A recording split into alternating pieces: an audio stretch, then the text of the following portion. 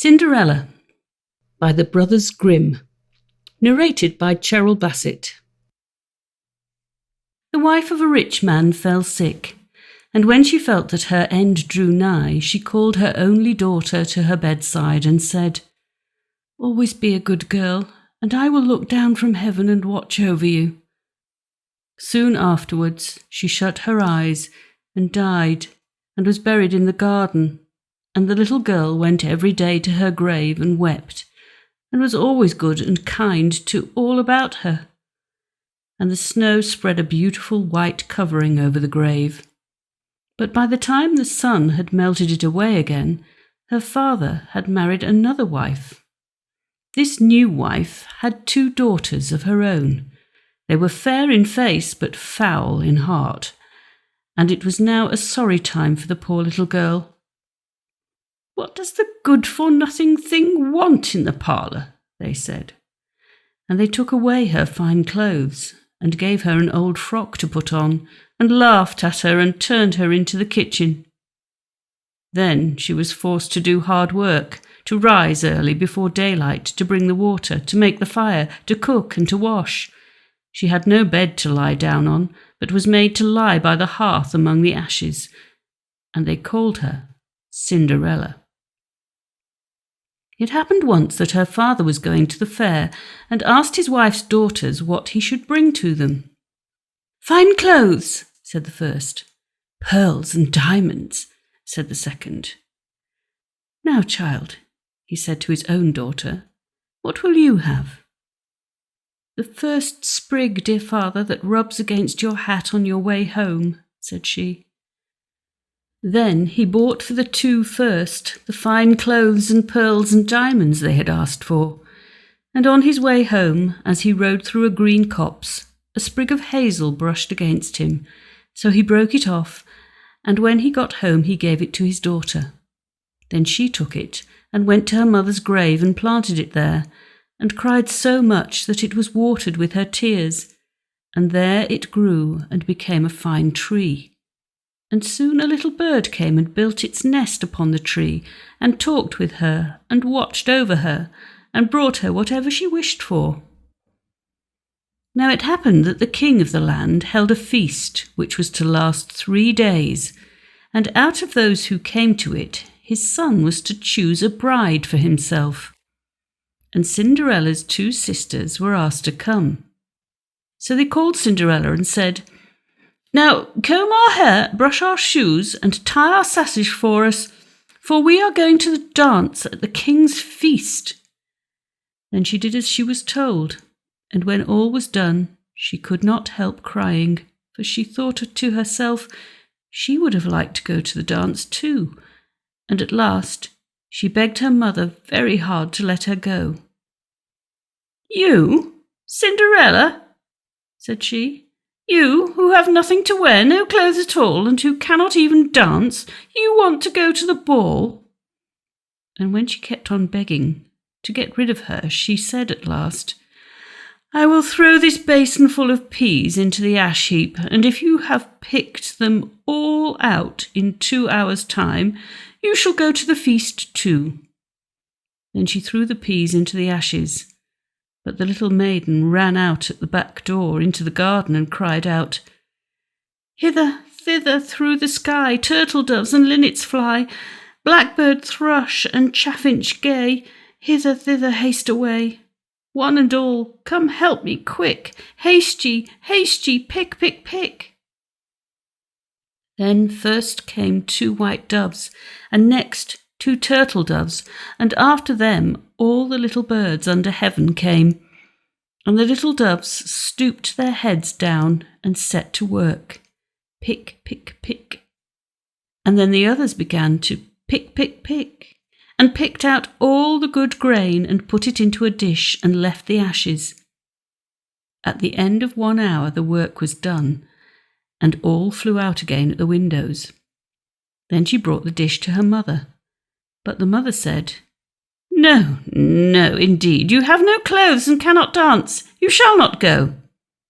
And when Cinderella begged very hard to go, she said, If you can come in 1 hour's time, pick 2 of these dishes of peas out of the ashes, you shall go too." So she took 2 dishes of peas into the ashes. But the little maiden went out into the garden at the back of the house and called as before, and all the birds came flying, and in half an hour's time all was done, and out they flew again. And then Cinderella took the dishes to her mother, rejoicing to think that she should now go to the ball.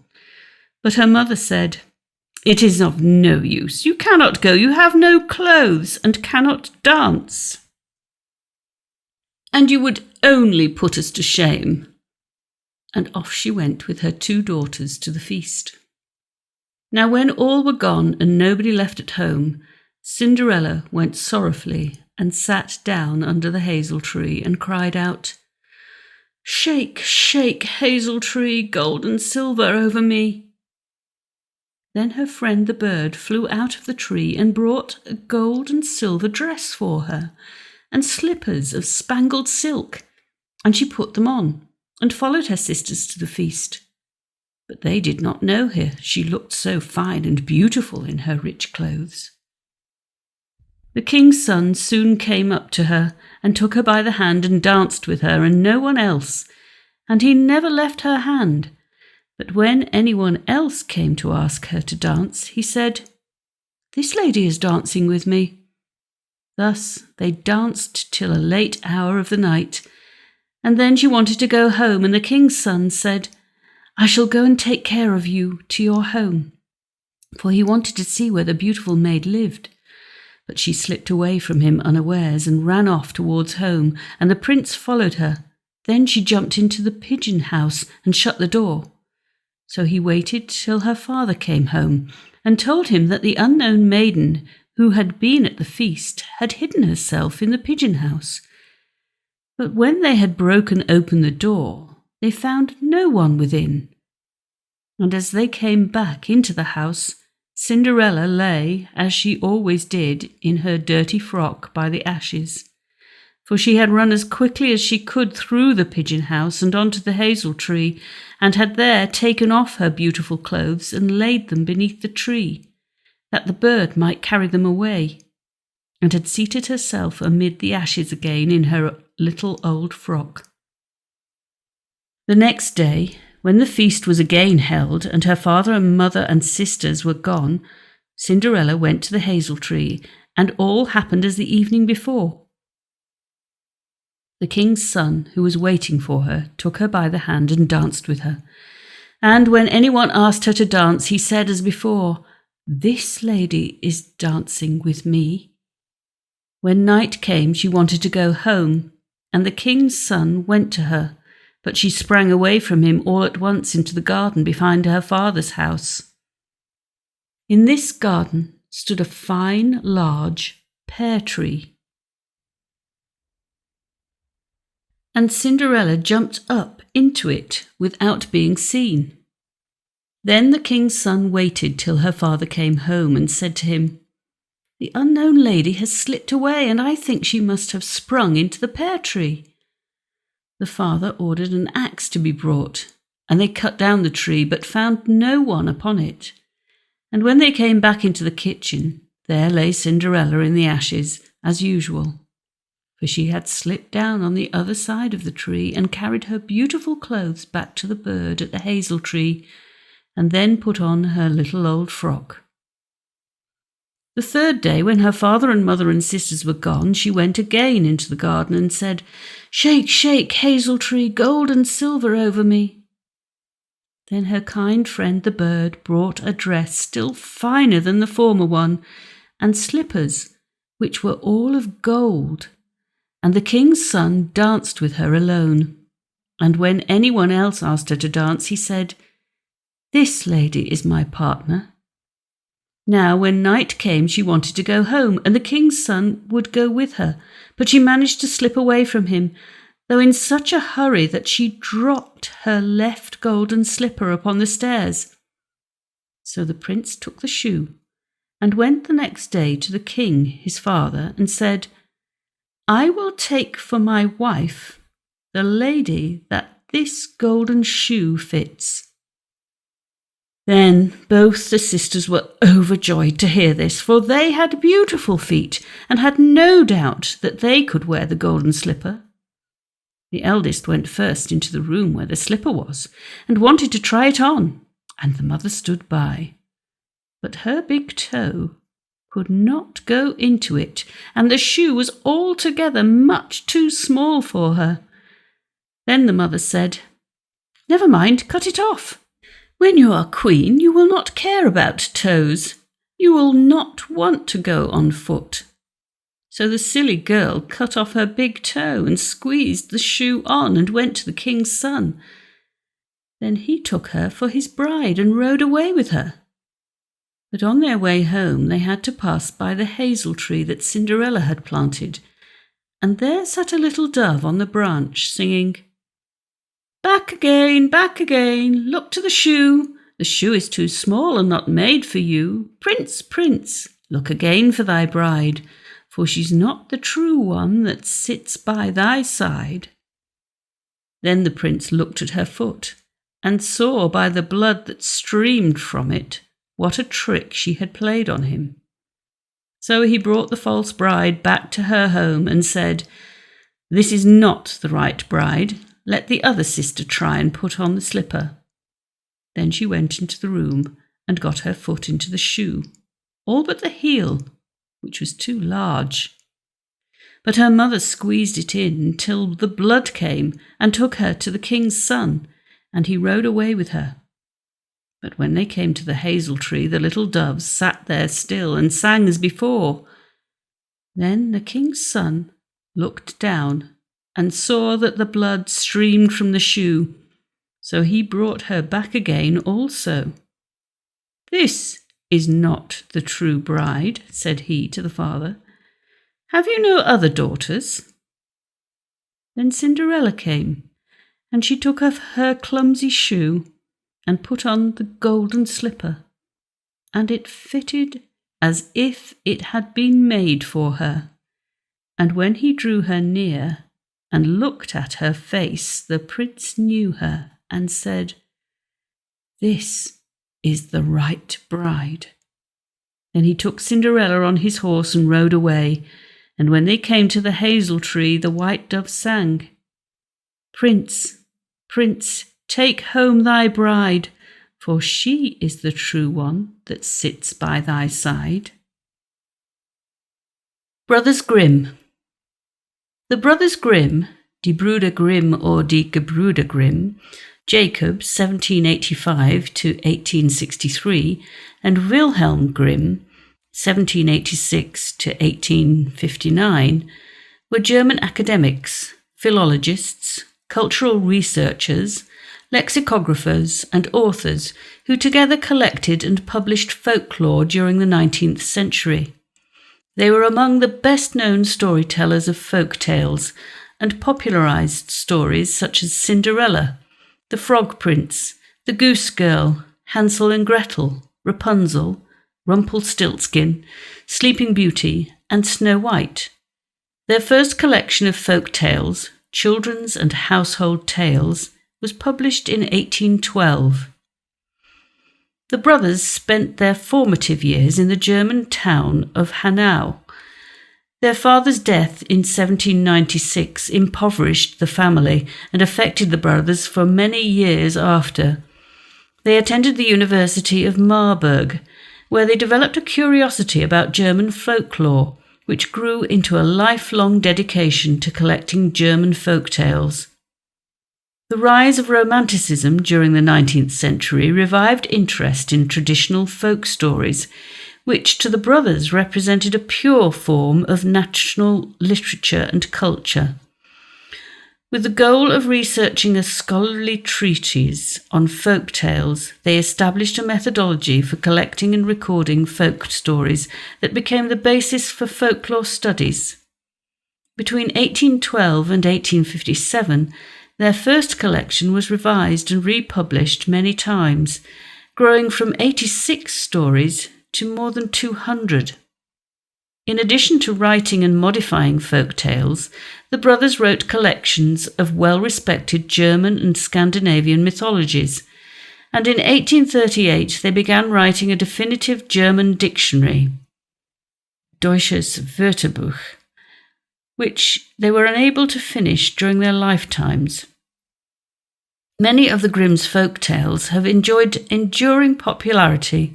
The tales are available in more than 100 languages and have been adapted by filmmakers including Lotte Reiniger and Walt Disney, with films such as Snow White and the Seven Dwarfs and Sleeping Beauty. During the 1930s and 40s, the tales were used as propaganda by the Third Reich. Later, in the 20th century, psychologists such as Bruno Bettelheim reaffirmed the value of the work, in spite of the cruelty and violence in original versions of some of the tales, which the Grimms eventually sanitized. Writing. From 1807 onward, the brothers added to the collection.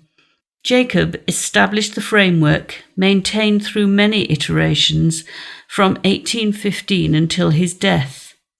Wilhelm assumed sole responsibility for editing and rewriting the tales.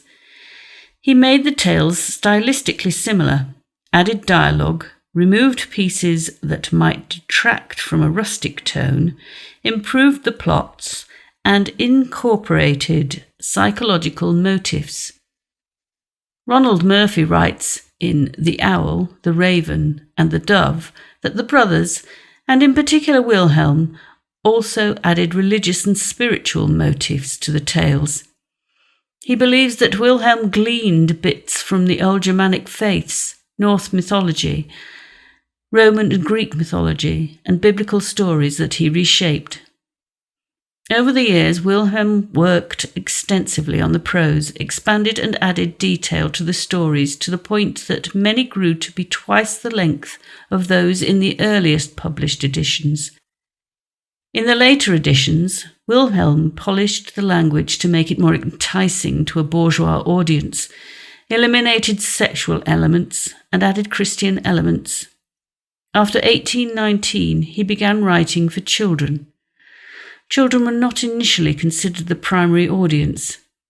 Adding entirely new tales or adding new elements to existing tales, elements that were often strongly didactic. Some changes were made in light of unfavourable reviews, particularly from those who objected not all the tales were suitable for children because of scenes of violence and sexuality. He worked to modify plots for many stories. For example, Rapunzel, in the first edition of Kinder- und Hausmärchen, clearly shows a sexual relationship between the prince and the girl in the tower, which he edited out in subsequent editions. Tarter writes that morals were added. In the second edition, A King's Regret was added to the scene in which his wife is to be burned at the stake, and often the characters in the tale were amended to appear more German.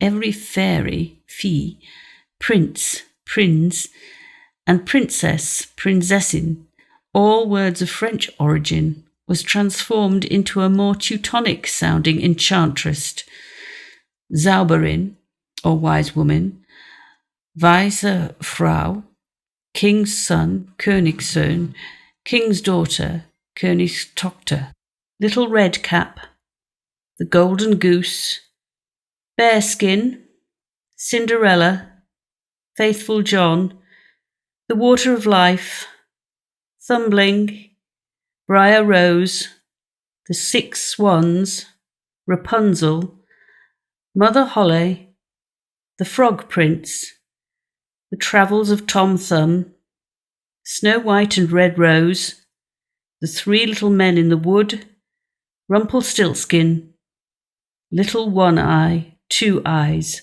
and Three Eyes. Grimm's Fairy Stories by Jacob Grimm and Wilhelm Grimm. Illustrated by John B. Gruella and R. Emmett Owen, 1922. Contents: The Goose Girl, The Little Brother and Sister, Hansel and Gretel, Oh, If I Could But Shiver, Dummling and the Three Feathers, Little Snow White, Catherine and Frederick, The Valiant Little Tailor,